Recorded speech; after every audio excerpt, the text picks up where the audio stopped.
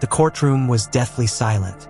The judge's gavel came down hard, delivering the verdict that shattered Michael Carter's life.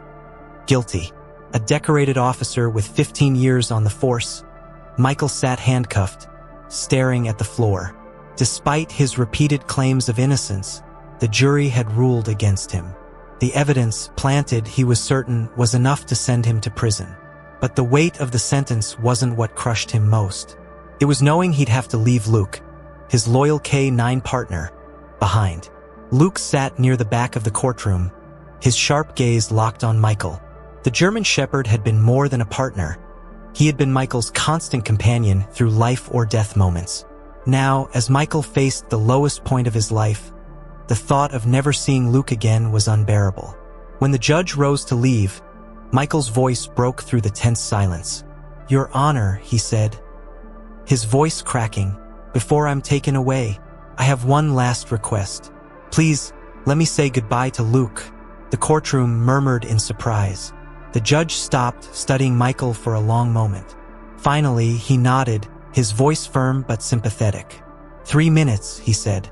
As soon as Luke was released, the dog sprinted toward Michael, his claws clicking loudly on the floor. Michael dropped to his knees, pulling Luke into a tight embrace. "I'm so sorry, buddy," Michael whispered, tears streaming down his face. "I let you down. I won't be there anymore." Luke whimpered, nuzzling into Michael's chest. But then, something changed. Luke's body tensed, and his nose began to work frantically against Michael's jacket. He tugged at the fabric, barking sharply. The sudden sound broke the solemn stillness of the courtroom, drawing every eye. "What's the dog doing?" the judge asked, frowning. Luke pulled harder, his sharp barks echoing off the walls. One of the officers stepped forward cautiously and began to check Michael's jacket. The tension in the room became suffocating. Then, with a metallic clink, a small object fell to the floor. It was a recording device. The prosecutor's face went pale. He stepped forward quickly, his voice shaky. "This doesn't prove anything," he snapped, trying to regain control of the moment. But Luke barked again, his alert stance unyielding. The truth was clear. Whatever was on that device mattered. Michael stared at the small recorder, his heart pounding. For the first time in weeks, hope flickered. Could this be the proof he'd been waiting for? Did you feel the power of the bond between Michael and Luke? Imagine what's still to come in this gripping and emotional story. If you want to find out what's on that recorder and how it could change everything, hit the like button and subscribe to the channel. The next thrilling moment is just getting started. The courtroom was frozen in stunned silence. The small recording device lay in the center of the floor, its metallic casing glinting under the harsh fluorescent lights. Luke remained rigid beside Michael, his piercing barks cutting through the room as if demanding someone pay attention. Every set of eyes turned to the object, and the air became thick with tension. "Pick it up," the judge ordered, his voice low but firm. The officer closest to the device hesitated for a moment before bending down and scooping it into his hand. He held it up for all to see, confusion etched across his face. "What is this?" the judge asked sharply, directing his gaze toward the prosecutor, who was already beginning to sweat. The prosecutor cleared his throat, his face pale. "Your Honor, this is irrelevant. It's not part of the evidence submitted during the trial," he stammered. "Clearly, it's been tampered with." "Tampered with?" the judge interrupted, his eyebrows knitting together. "In a courtroom? During sentencing?" His voice carried a razor-sharp edge now, and the prosecutor visibly flinched. "Officer, activate the device." The officer fumbled with the small recorder, his fingers trembling as he pressed the play button. A static-filled crackle filled the room, followed by muffled voices. Everyone leaned forward, straining to listen. And then, the words hit like a bombshell. "Just plant the evidence," a gruff voice said, clear as day. "No one's gonna question it. Carter's clean record makes him the perfect scapegoat. Get it done." Gasps erupted across the room. Michael's heart stopped, then began pounding furiously. He knew that voice. It belonged to someone he had trusted, his former supervisor, Captain Ray Harding. "That's enough," the prosecutor blurted, rushing toward the officer holding the recorder. But the judge slammed his gavel down. "Sit down," he barked, his tone so commanding that the prosecutor froze mid-step. Michael couldn't believe what he was hearing. The damning recording revealed everything: how the evidence had been planted, how he had been framed. Luke, still sitting calmly at Michael's side, let out a single low growl, as if echoing his partner's silent fury. The judge leaned back in his chair, his expression dark. "This trial is not over," he said firmly, addressing the room. "Bailiffs, escort the defendant back to holding. Officers, secure that device as new evidence. We're reopening this case." For the first time in weeks, Michael felt a spark of hope. As he was led away, Luke watched him go, his intelligent eyes filled with unshakable loyalty. Michael turned back for one last look at his partner, silently promising himself, and Luke, that he wouldn't let this injustice stand. Back in the cold holding cell, Michael sat on the hard bench, staring at the blank concrete wall. His mind raced with everything that had just happened. Luke's sharp instincts had uncovered what no one else had: proof of a setup. That recording was his lifeline, but the revelation wasn't just a relief. It was a betrayal. Captain Ray Harding, the man who had mentored him for years, was behind it.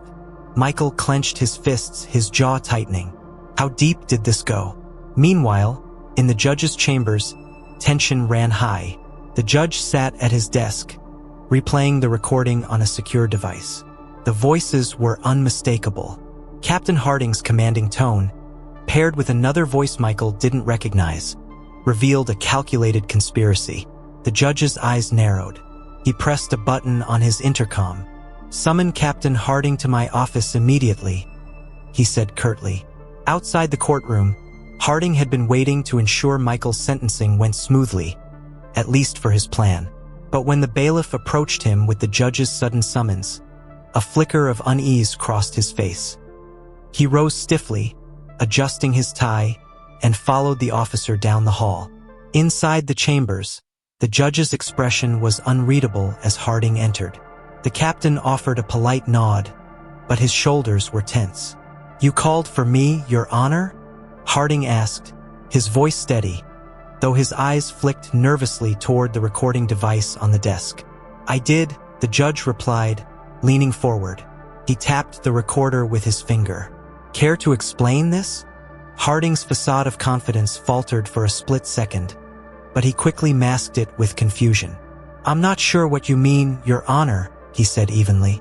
The judge pressed play. Once again, the damning words filled the room. Harding's face drained of color, but he recovered quickly. "Your Honor, this is absurd," Harding said, forcing a chuckle. "That could be anyone. You can't seriously think—" "I don't think," the judge interrupted, his voice hard. "I act on evidence. And this," he gestured to the recorder, "is evidence of a crime. Multiple crimes, in fact." "Bailiffs!" Before Harding could respond, two bailiffs entered the room. Panic flashed in his eyes as they approached him. "What are you doing?" Harding demanded, his voice rising. "You can't. You're being detained for questioning," the judge said firmly.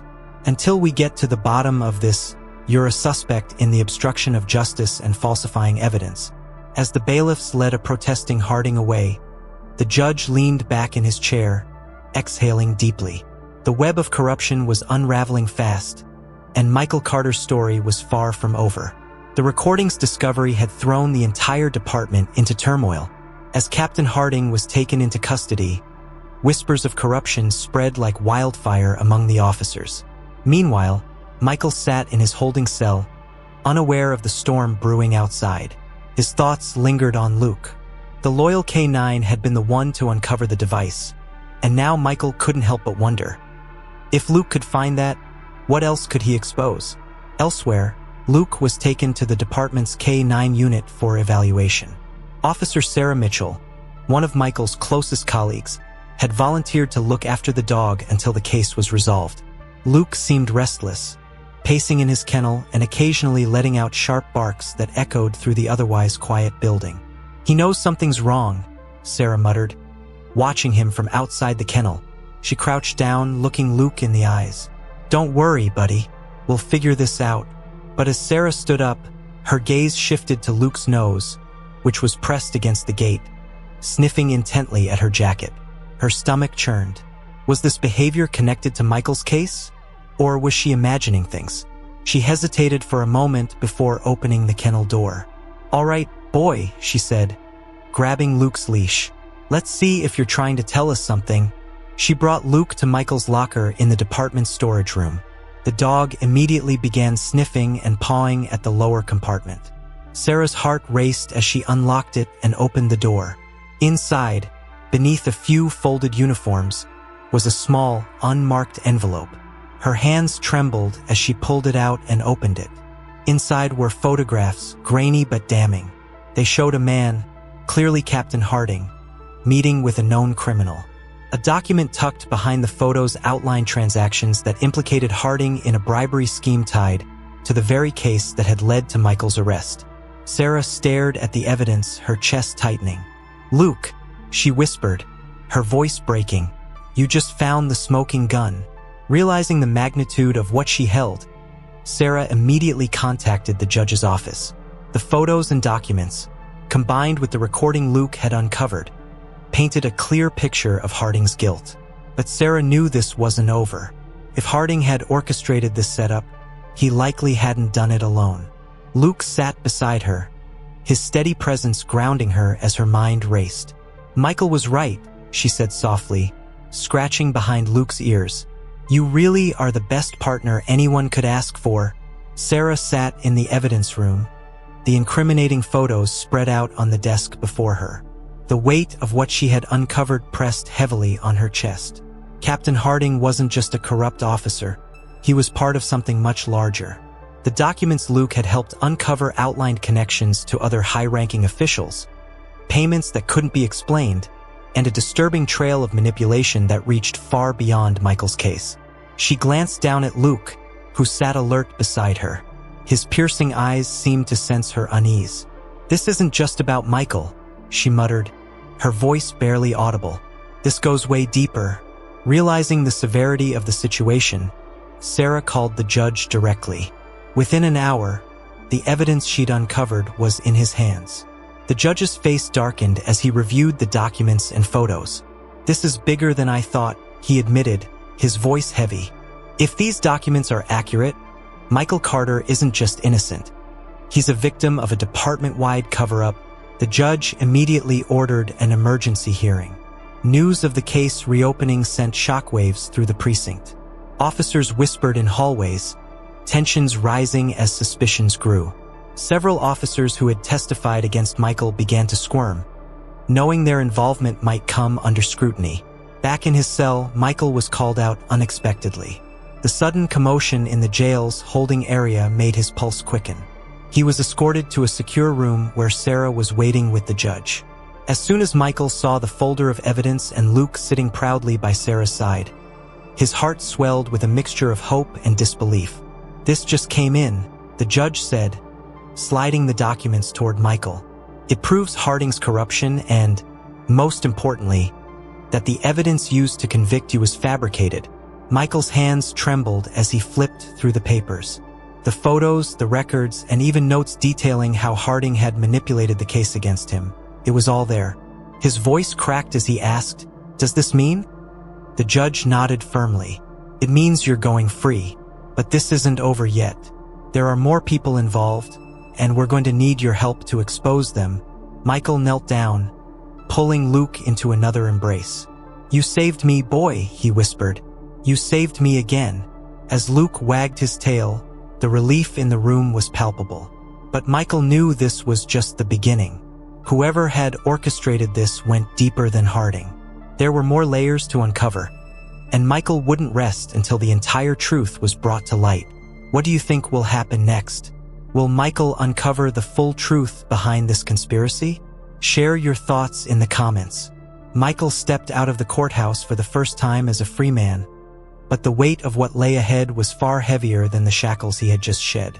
Reporters swarmed the steps, shouting questions about his release, the reopened case, and the corruption scandal brewing within the department. Michael ignored them, his focus solely on Luke, who trotted faithfully at his side. The sight of his loyal K-9 partner brought a flicker of hope amid the chaos. Inside the courthouse, the judge had convened a special task force to investigate the growing web of corruption. Sarah, now an integral part of the team, was leading the charge.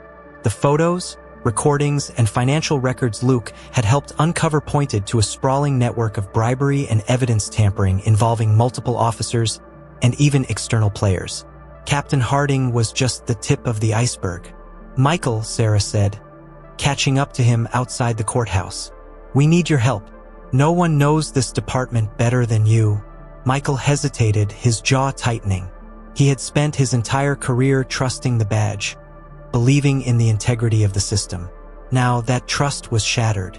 But as he looked down at Luke, the dog's calm, determined eyes reminded him of why he had joined the force in the first place. "I'm in," he finally said, "but I'm not doing this for the department. I'm doing it for the truth, and for every officer who's still fighting for what's right." The investigation began in earnest. Sarah and Michael worked tirelessly, piecing together timelines, cross-referencing cases, and interviewing officers who had worked closely with Harding. Some were willing to cooperate, but others stonewalled, their silence raising more suspicions. Luke played a surprising role, sniffing out hidden files and leading them to overlooked evidence during searches of Harding's office and locker. One night, while sifting through a pile of old case files, Sarah discovered a list of names, officers, local politicians, and known criminals, linked to suspicious payments and unsolved crimes. The deeper they dug, the more dangerous the trail became. It was clear that this wasn't just about Michael's case. It was about an entire network of people who had used their power to cover up crimes and destroy anyone who stood in their way. "Michael," Sarah said, her voice heavy with concern, "if we push this any further, we're going to make enemies. Dangerous ones." Michael looked up from the file he was studying. "We've already made them," he said, "but I'm not stopping. Not until the whole truth comes out."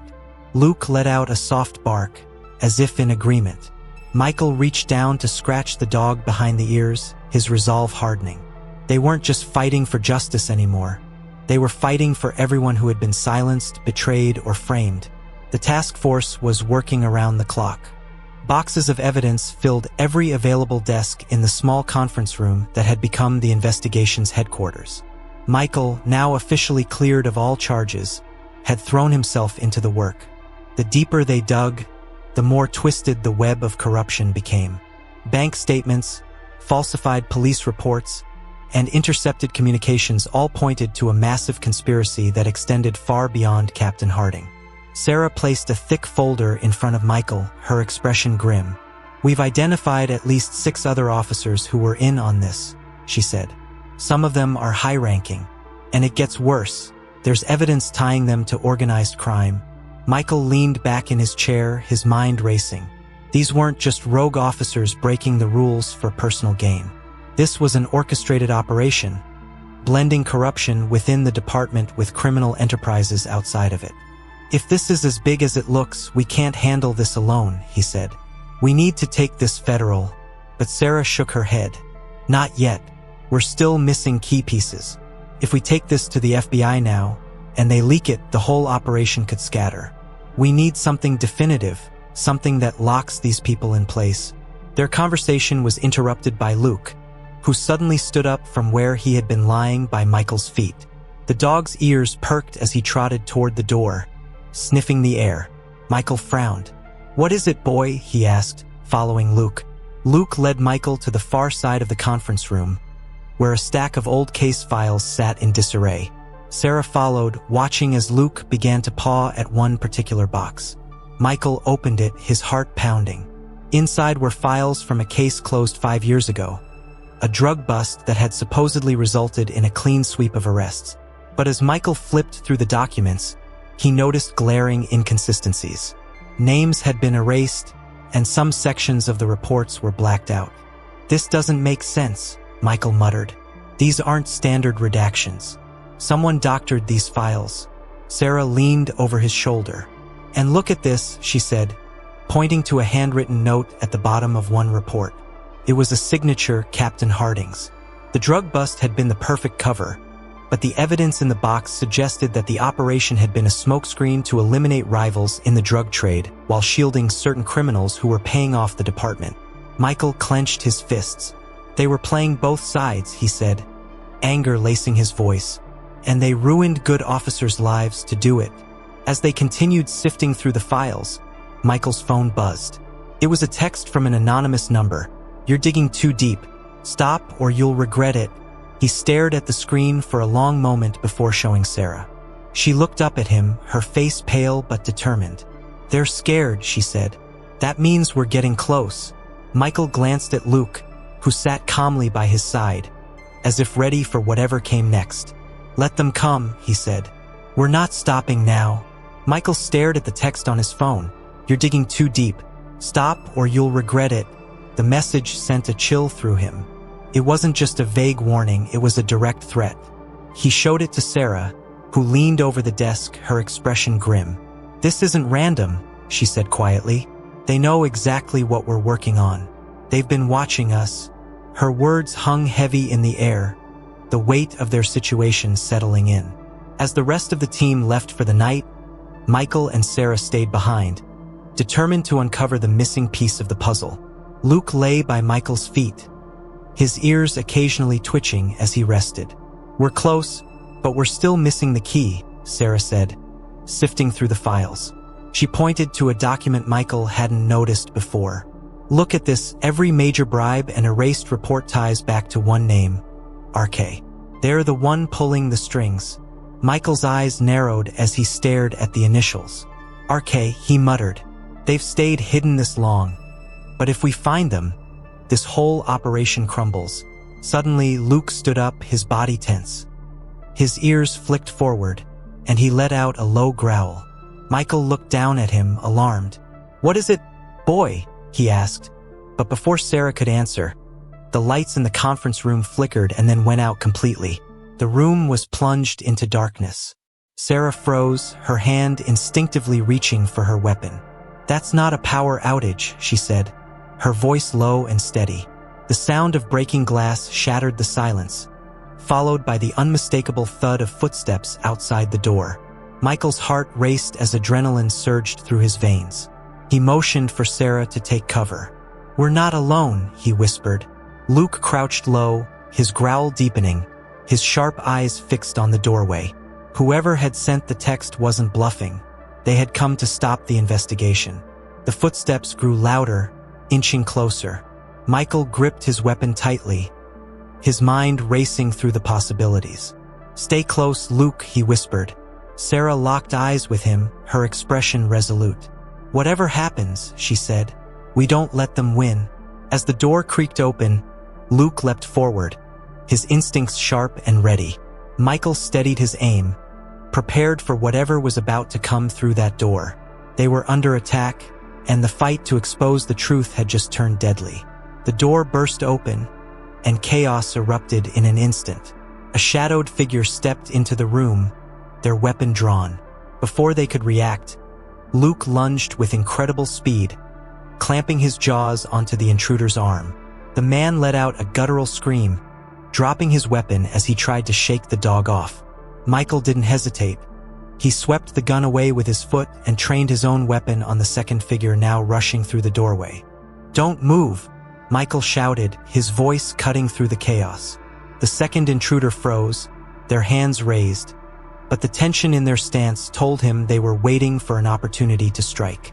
Behind him, Sarah had taken cover and was calling for backup on her radio, her voice steady but urgent. Luke held firm on the first man, growling low as the intruder struggled. "Call him off," the man yelled in panic. Michael stepped forward, his gun steady. "Call them off first," he shot back, motioning toward the others outside. He could hear more footsteps echoing in the hall, heavy and deliberate. Whoever these people were, they hadn't come to negotiate. The man didn't respond, but before Michael could press further, another deafening sound filled the air, tear gas canisters being thrown into the room. Thick, acrid smoke began to fill the space, stinging their eyes and throats. "We're out of time," Sarah yelled, grabbing the files they'd been working on. "We need to move," Michael whistled sharply, and Luke immediately released his grip on the man's arm, retreating back to Michael's side. The team moved quickly, ducking low to avoid the gas as they pushed toward the emergency exit at the back of the room. Gunfire erupted behind them, bullets pinging off walls and furniture. Michael could feel his pulse pounding in his ears as he covered Sarah and Luke, firing back to slow their pursuers. Bursting through the exit, they found themselves in the dark alley behind the building. Sarah clutched the files to her chest, gasping for air. "We can't go back to the precinct," she said between breaths. "They've compromised everything. They'll be waiting for us." Michael nodded, his mind racing. Whoever RK was, they were playing for keeps. But as he looked down at Luke, who stood at his side, panting but unshaken, Michael felt a surge of resolve. "Then we finish this on our terms," he said. "We're not running anymore." The safe house was eerily quiet. Michael, Sarah, and Luke had retreated there after narrowly escaping the attack at the precinct. The small cabin, hidden deep in the woods, was their last refuge. Spread across the wooden table in front of them were the files Sarah had managed to save. They contained everything they needed to expose the network: transaction records, names, and ties to RK, the shadowy figure who had orchestrated everything. Sarah flipped through the files, her fingers trembling slightly. "This is it," she said. "If we can get this to the press or federal investigators, they won't be able to cover it up. The entire operation will crumble." Michael nodded, but his eyes stayed fixed on the window, scanning the treeline. He knew it wasn't over. Whoever had attacked them wouldn't stop until they were silenced. Suddenly, Luke's ears perked, and he let out a low growl, his body tensing. Michael froze, his hand instinctively reaching for his weapon. "They found us," he whispered. Sarah looked up, her face pale but determined. "How?" "We've been careful," Michael shook his head. "It doesn't matter. They're here." The first shot shattered the stillness, breaking through the cabin's window. Glass sprayed across the room as Michael shoved Sarah behind the table for cover. Luke barked furiously, standing his ground at Michael's side. More shots rang out, the attackers closing in. Michael took a deep breath, adrenaline flooding his veins. "Stay down," he told Sarah. "Luke and I will hold them off." He and Luke moved in perfect sync. As the attackers breached the front door, Michael fired, taking out one of the intruders. Luke lunged at another, his powerful jaws bringing the man to the ground. But the attackers kept coming. Sarah crawled toward the files, grabbing the most important documents and stuffing them into a bag. "Michael!" she shouted over the gunfire. "We need to get these out of here now." Michael nodded, his face grim. "Go! Luke and I will cover you." Sarah hesitated for a split second before slipping out the back door, disappearing into the darkness with the evidence in hand. Michael and Luke held their ground, pushing back the attackers with every ounce of strength they had. Just as the last intruder fell, sirens echoed in the distance. Backup had finally arrived. Days later, the story broke nationwide. Sarah had delivered the files to a trusted journalist, and the resulting expose brought the entire network crashing down. Arrests were made at every level, from corrupt officers to RK himself, revealed to be a powerful local politician who had been using the police department as his personal enforcers. Michael was hailed as a hero, though he brushed off the attention. Standing on the porch of his home, he watched Luke play in the yard. The loyal dog had saved him more times than he could count, and their bond had grown unbreakable.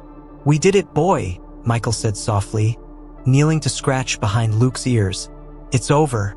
Luke wagged his tail, leaning into Michael's touch, his sharp eyes calm for the first time in weeks. For Michael, it wasn't just the end of a battle. It was the start of something new. He'd fought for justice, not just for himself, but for the people who'd been silenced and betrayed. And as he watched Luke chase after a ball in the golden light of the setting sun, he knew they'd earned this moment of peace. What an incredible story, right? If it touched your heart, send a super sticker. Click the icon below the video, pick your favorite sticker, set the amount, and confirm. Your support helps us bring more emotional stories. Thank you for being with us.